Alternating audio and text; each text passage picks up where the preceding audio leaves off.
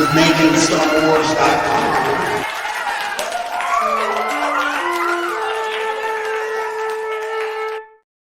Willow in my Making Star Wars show? That's right. Today we're going to talk about episode 2 of Willow, the Disney Plus series. Episode 1 and 2 are out now. And after I talk about episode 2 a bit and break it down, I will give a spoiler-free review-esque thing about the next episodes. So we kind of open up this episode with the old flashback Willow. And in the flashbacks, when we see Willow meeting up with Sorcia, he's got the beard on. Ooh, I am not a fan of Warwick Davis's performance in these parts. It just doesn't come together. I love Warwick. I'm really rooting for him. I got his autograph right here on the wall. Not messing around. I'm seriously rooting for him, but it's just not good. We learned that Alora'S magic will fade if she doesn't use it. Not really sure how I feel about this plot point. I mean, it makes sense if you don't practice something, you wouldn't have it, but she intuitively has it naturally as a child. And then the impression is that it will fade and go away. But Willow doesn't start magical necessarily, and then he becomes more magical. So I'll roll with it though.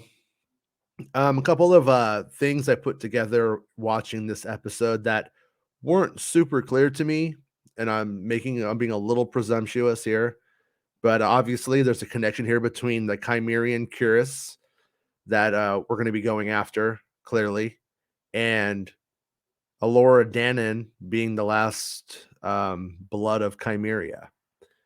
First time I saw it, I didn't really put together that it's a Chimerian Curus and Chimeria is Alora Dannon's people. Makes sense. So there's something to it. But gotta say, a little surprised about how mean Sorcia is to Willow. You know, do I like it? I think I like it. I think it's fine. I think it's good. It makes sense. I mean, you have to have some kind of falling out over the years. Things can't be, hunky dory, or we wouldn't have the story. So one big departure, and my friend Bestman Bulletin, who saw this at a screening, I think, he was telling me he's the one who made this observation that I felt it. And when he said it, I was like, you got it, man. You're right. And that's Warwick Davis does a lot of comedy in this one. The original Willow is very played really dry. He's the straight man in the comedy.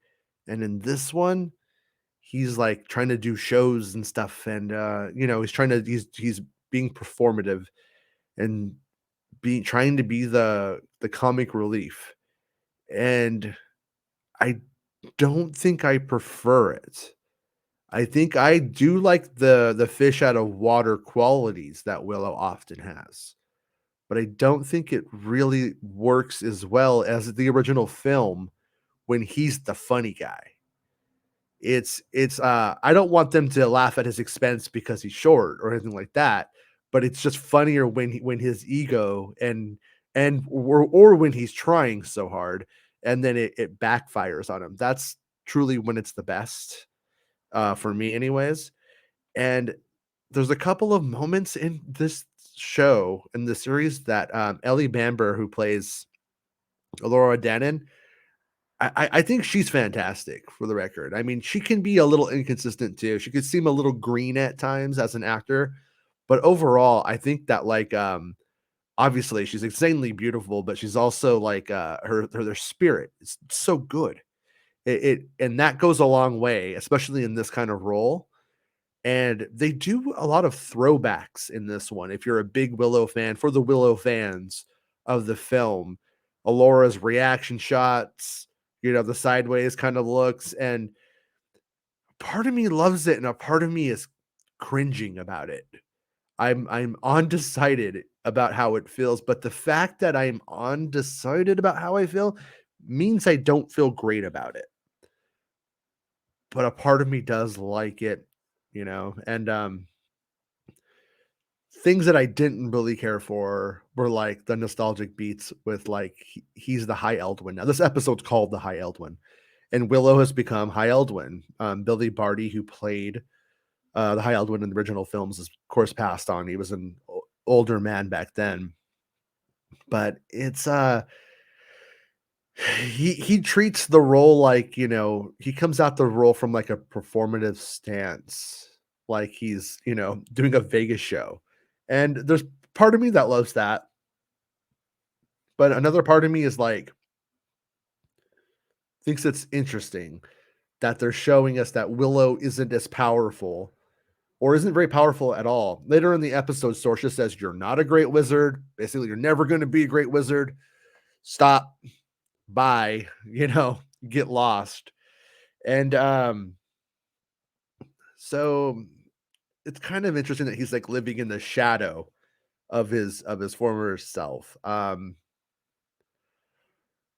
The immature person in me, the 14-year-old Beavis and Butthead, I cannot get out of my head, cannot stop laughing at Finger Test and Finger Tester.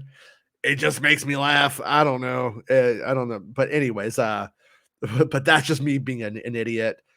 Sorcerer learns that that Alora has fled, and we have the character called the Lich.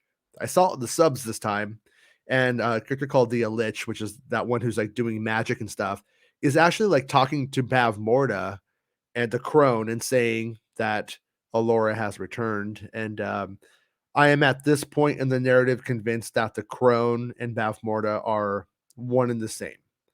At one point, they mention whatever she became or whatever, she hasn't been human in a long time. Like it's not just some old hag.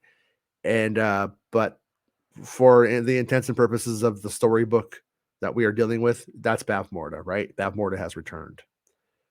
Better than episode 9. It's still better than episode 9. It still makes more sense. And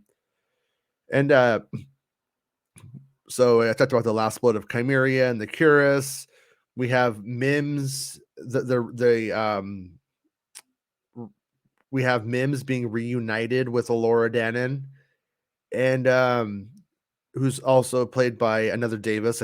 I'm assuming it's Warwick Davis's daughter. And some of the parts I like, but some of it doesn't work really well.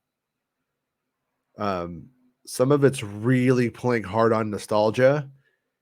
And as somebody who truly, really loves the original Willow, I don't think I needed this. And I wonder how it's going to work for the people who don't really care about the movie too much. Or does it just seem cool? I don't know.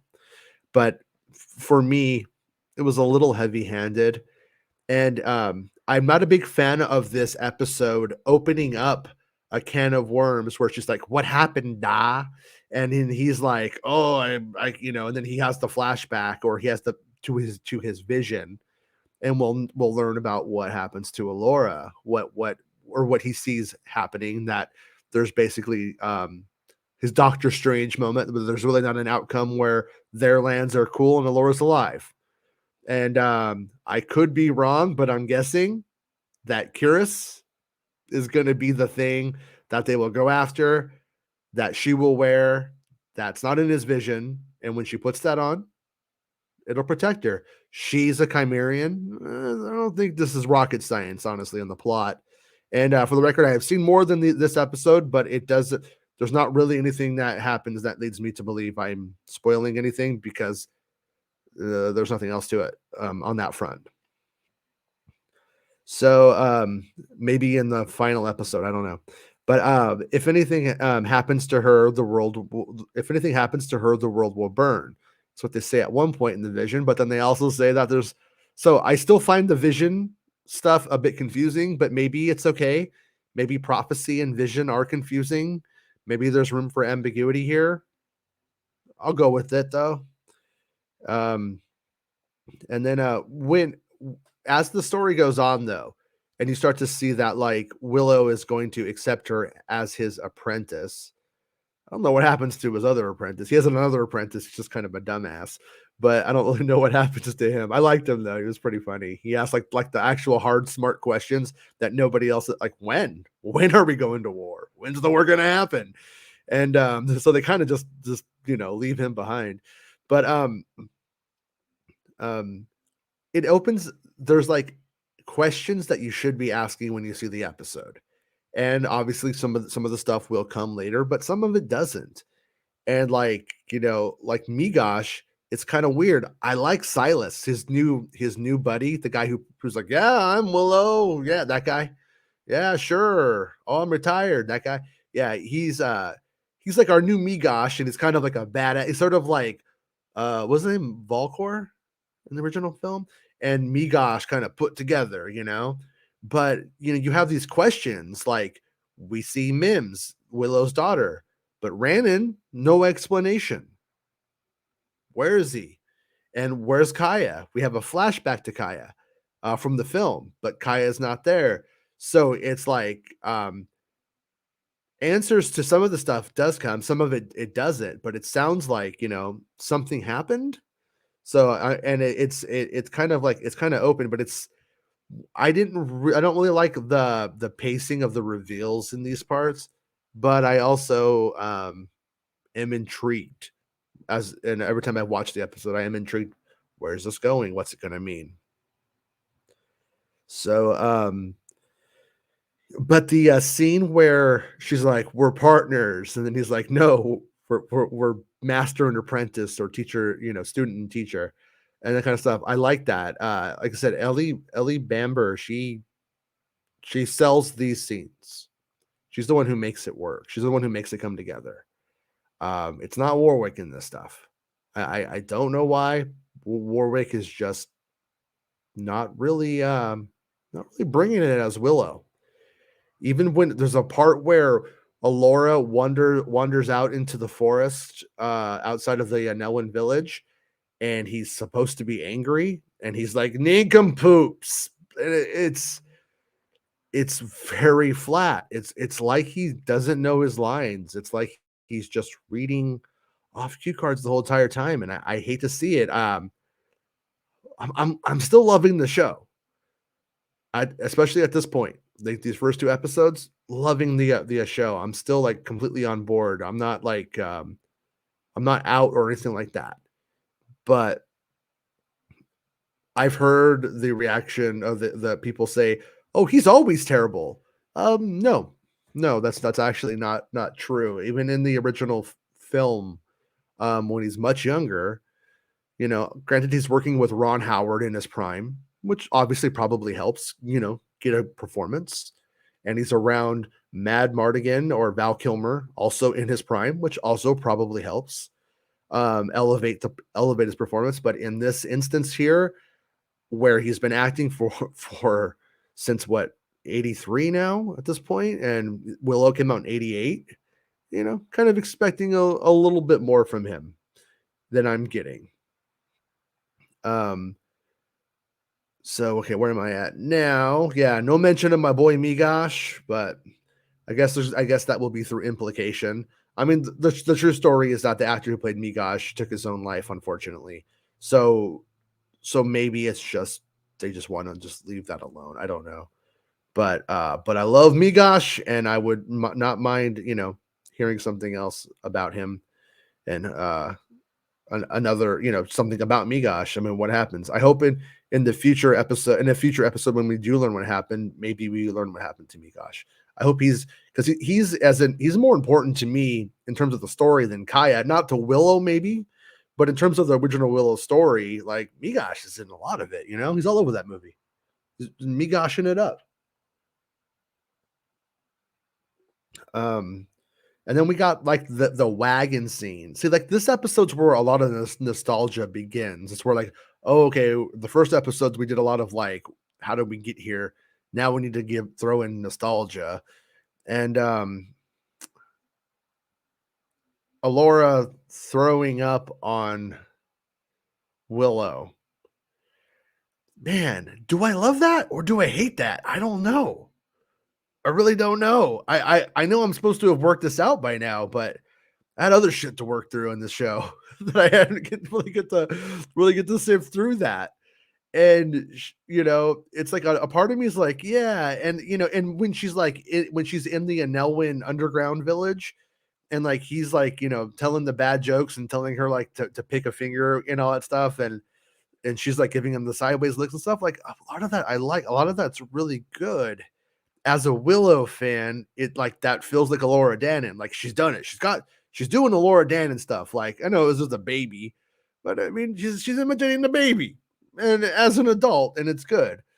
And in this episode, she's a bit Pollyannish, but also her IQ feels more consistent in this episode than it does in some of them, just for the record, which is something that like I'm not sure. I don't know. Maybe I'll feel differently on a future watch or as I watch the whole thing. And but she's good. I like I like Alora Dannon's sort of like breaking down moments in this episode where she thinks like I can't do this magic. And it's not like he teaches her like the first word, like Alguatha or whatever the hell she's saying. And then it's like okay, and then adds a word in. He's like, here's 5 words, and then he tells her to just do 3 at a time. It's like, what a horrible teacher. But that's our Willow.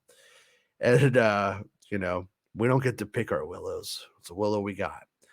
Um, but Alora not believing in herself and the moments in the episode are it was good because it reminds, she was a cook yesterday and now she realizes that she's the the future empress.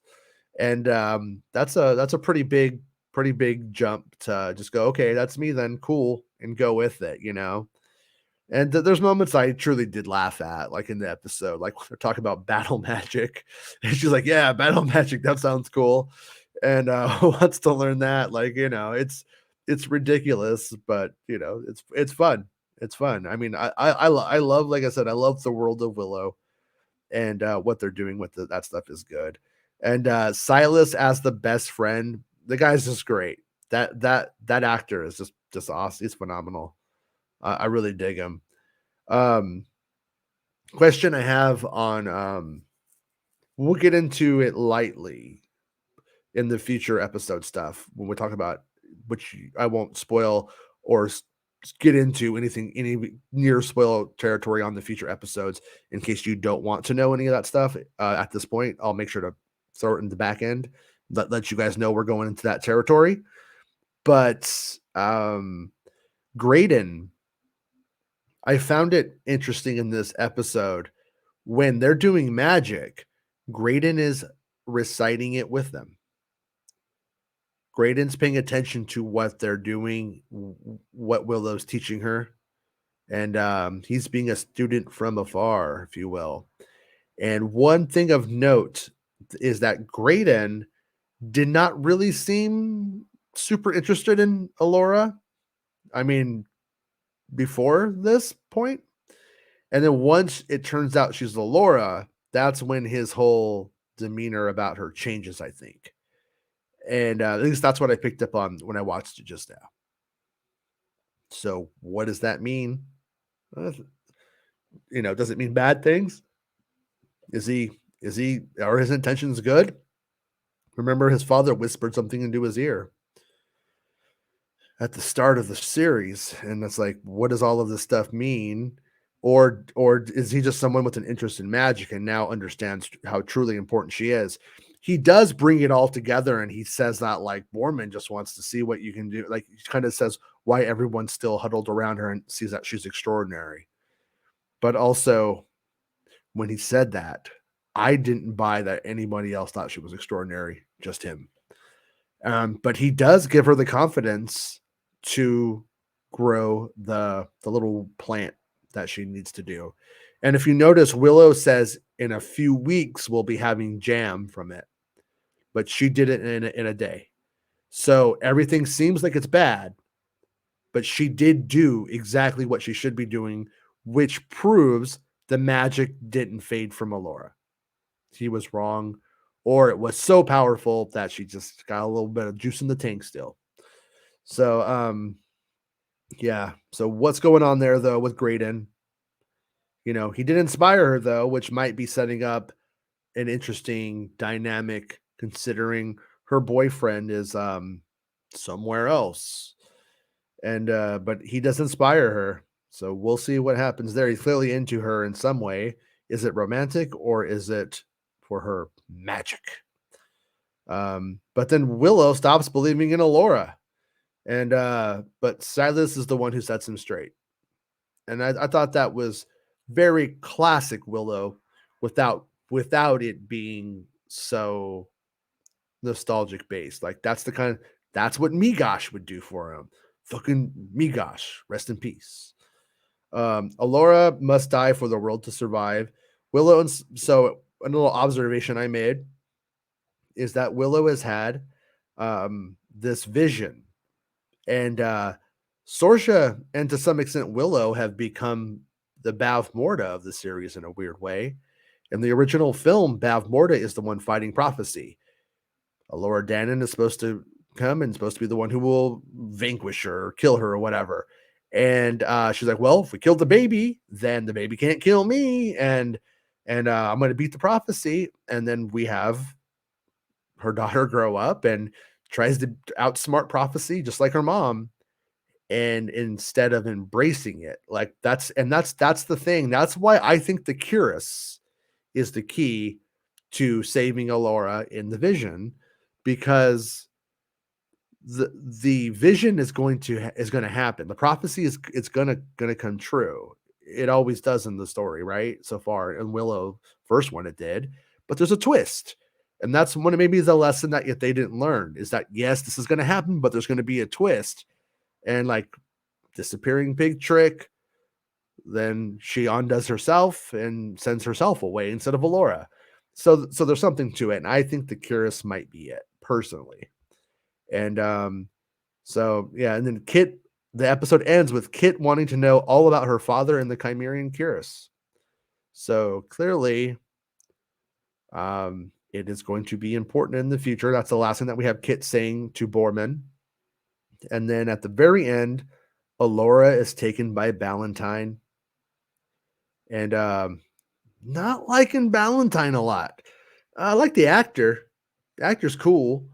But it's like he's in this weird place where he has 1 foot like in the Evil Dead and 1 foot like in comedy, but it's not scary and it's not funny. So it's just dull. It just doesn't work. It just feels like a cheap answer. Like I said in the last thing, I don't know why when he's already possessed. Why would he give Jade the sword? Like, I don't know. I'm just not really feeling it. I wish it had gone more Evil Dead though, to be honest with you. I would rather it be more comical. And what's weird is like his voice. I was wondering in the last episode when his voice sounds all evil, that's just how the guy sounds.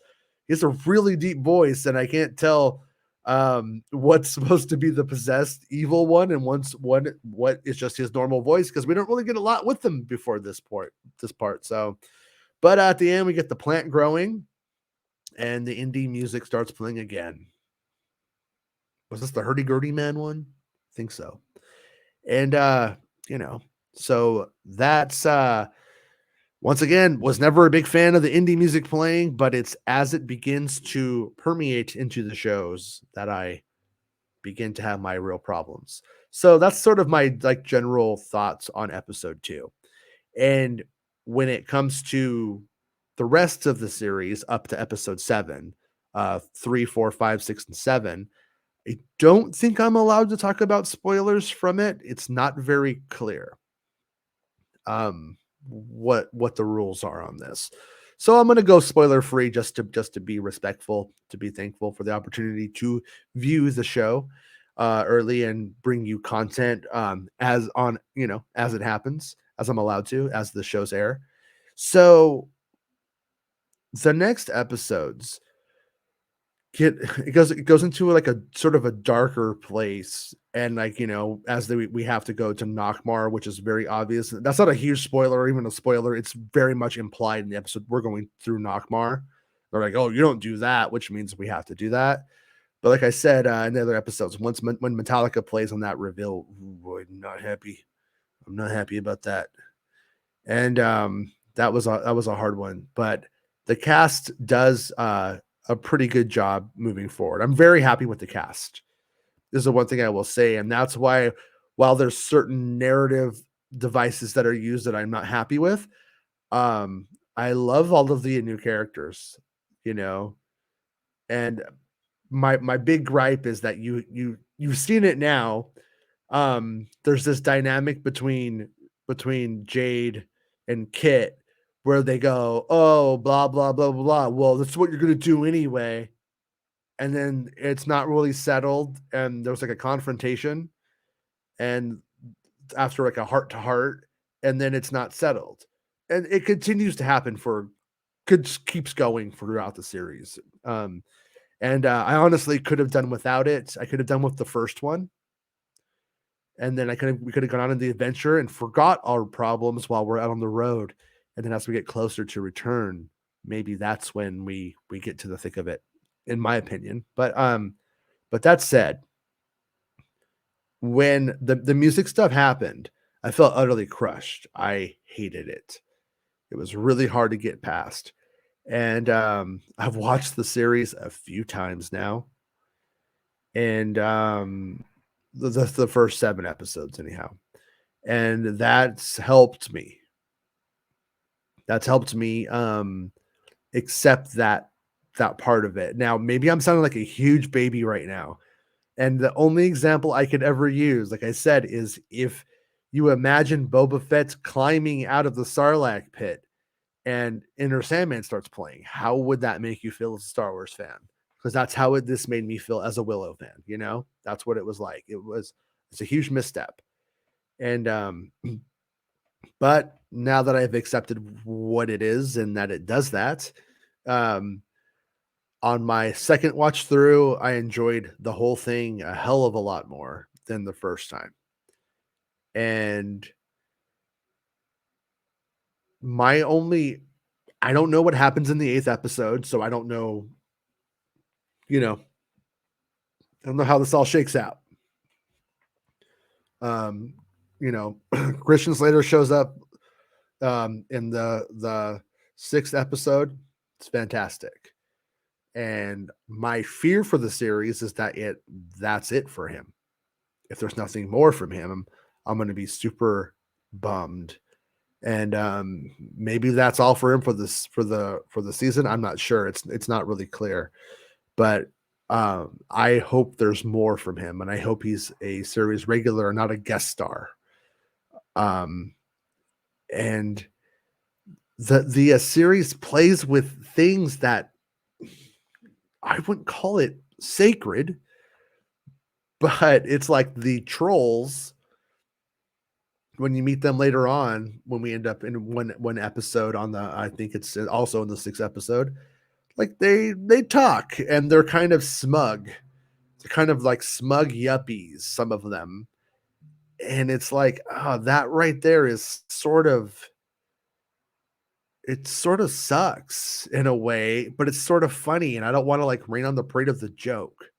And so I'm kind of okay with it, but I don't really love it. I think it could have been handled better. And there's other things, like there's like a cameo from like the Brownies, but that's all that it is, and it's also super convenient. It's like, really? They just there? Like, this is just where they're at? Like, without giving into it, but it's like, and there's like a moment where one of the brownie is like, well, this is your new friend, June role, kind of thing. And you're just like, you know, no, I want brownies. I want little tiny creatures at the side of the road. We do have there's like one moment where there's these like little tiny monster things, and like I like it, but I don't feel like I feel like in the Willow film, you would just walk and you would just be stepping on magical weird things everywhere. And it's a wild world out there. And the series, it doesn't necessarily give me that vibe. And there's big reveals that happen. And on some of those big reveals, I was like, generally like, whoa, I'm so dumb. I didn't see that coming. And I loved it. And then, a few seconds later, Crimson and Clover is playing. And it's playing in the show, like the song. And I just will always hate it. It's really hard to get past. Um, it's not the cast's fault, you know. That's not anybody's. That's not the cast's fault. I don't think the series was written that way. Um, but nonetheless, it's how it comes out. It's what they're putting out there. I think it was a huge misstep. I mean, if I had one wish in the whole entire world, it's that I could watch the show scored. Like if there's like an alternate score version of the show on Disney Plus without the pop music, ooh, we could have our cake and eat it too. I'll tell you that much. That would make me happy. But that said, if I step aside from that gripe, okay, I need to put that aside because it's there. I just need to work past it. This is my therapy, working past it. But when I get down into the story, to the dynamic between the characters, how the characters care about each other, what's going on out there in terms of story, I'm very happy. I'm very happy, and I think I like where it goes. And like I said, I haven't seen the final episode yet, so the verdict's not really in on the whole series, but up to the penultimate, I believe there's 8. That also hasn't been super clear, but I think there's 8. And there's 8 episodes. And so the first 7, it's a good adventure. I'm not disappointed in the adventure or the story. There's definitely, it's not perfect. It could be better at times. That narrative misstep of trying to change what makes Willow Willow by making it fresh and new with music, but then using songs from my father's time, it makes no sense. It makes 0 sense. Such a bad call. But there's some of the performances are also inconsistent with some of the other cast, but overall, it's a young cast, and it works, and I like it. Um, the show at times feels cheaper in certain places, like when we get to a certain village later on that you might have seen in the trailer, I think. It's like kind of like a little party at a village, and it's like it's cool, feels like Willow, but then some of the designs of the characters who are there don't feel like they are in relation to what they're coming from adequately, if that makes sense. So like I'm talking in like the Bone Reavers and their connections to General Kale and stuff like that. Yeah, they have skeleton faces, but after that, doesn't really feel like General Kale's designs or look to me. So I'm just having to kind of like rationalize it by going, hey, General Kale hung out with Bav Morden. I guess he looked like that when he was just a normal party dude. So, but recommending Willow to most people. I'm liking it. I feel like I wish that they had put that music thing more in the forefront, so I could have braced myself for that, and it would have helped. But it's good. It's good. Second episode's good. Um, not as good as the first, in my opinion, but probably my favorite episodes are the 6th and the 7th. Um, and I got problems with them, but I do like them better. And it has some strong points to it. It has some strong moments, and I will do an episode breaking down each one each week as they come out.